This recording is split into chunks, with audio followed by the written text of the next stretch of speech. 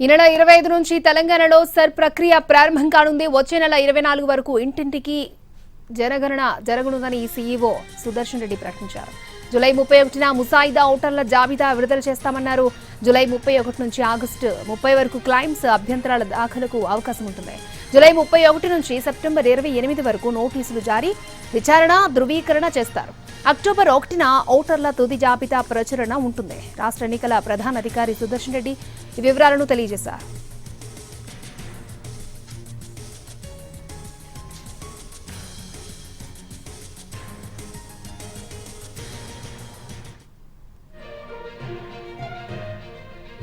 ఈ నెల 25 నుంచి తెలంగాణలో సెట్ ప్రక్రియ ప్రారంభం కానుంది. వచ్చే నెల 24 వరకు ఇంటింటి గణన జరగనుందని సీఈఓ సుదర్శన్ రెడ్డి ప్రకటించారు. జూలై 31న ముసాయిదా ఓటర్ల జాబితా విడుదల చేస్తామన్నారు.